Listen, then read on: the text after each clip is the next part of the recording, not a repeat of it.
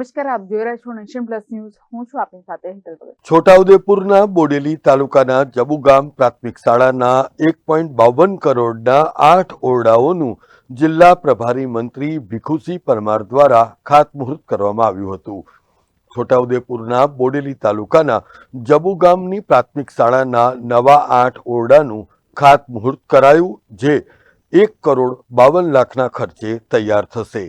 આ પ્રસંગે જિલ્લા પંચાયત પ્રમુખ મલકાબેન પટેલ, ધારાસભ્ય જયંતિ રાઠવા, રાજેન્દ્રસિંહ રાઠવા, અભયસિંહ તડવી, તાલુકા પંચાયતના પ્રમુખ શીતલકુંવરબા મહારાઉલ, જિલ્લા શિક્ષણ સમિતિના અધ્યક્ષ સંજય રાઠવા, જિલ્લા પ્રાથમિક શિક્ષણાધિકારી જે.કે. પરમાર, આનંદકુમાર પરમાર, શાળાના આચાર્યો, અન્ય મહાનુભાવો તેમજ ગ્રામજનો ઉપસ્થિત રહ્યા હતા.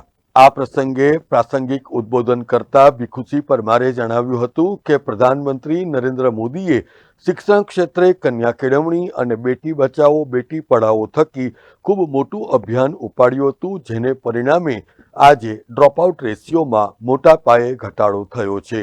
2047ના વિકસિત ભારતના વિઝન સાથે પ્રધાનમંત્રી આગળ વધી રહ્યા છે, ત્યારે એમાં સૌ કોઈનો સાથ પણ ભીખુસિંહ પરમારે ઈચ્છ્યો હતો. આજે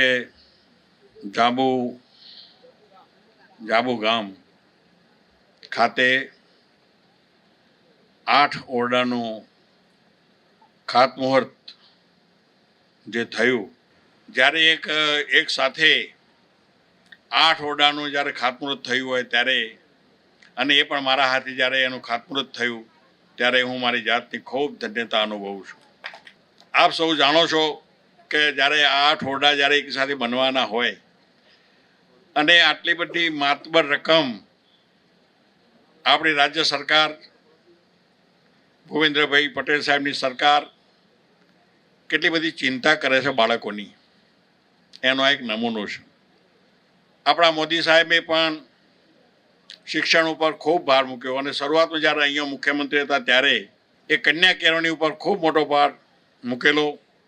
બેટી પઢાઓ બેટી પઢાઓ આ સૂત્ર સાથે એમને ખૂબ મોટું અભિયાન ઉપાડેલું, જે દીકરીઓ 5મા પછી ભણવાનું છોડી દેતી હતી, 7મા પછી ભણવાનું છોડી દેતી હતી, 10મા પછી દીકરીઓ ભણવાનું છોડી દેતી હતી, એ બધાના માટે એ ભણે અને ડ્રોપઆઉટ રેશિયો જેને કહેવાય એ 37% જે હતો એ આજે લગભગ 2% ઉપર આવી ગયું.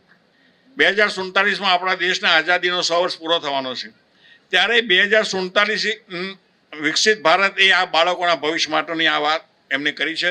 અને મોદી સાહેબ, મોદી હે તો મુમકિન હે. Rehan Patel, nation plus news, Chhota Udepur.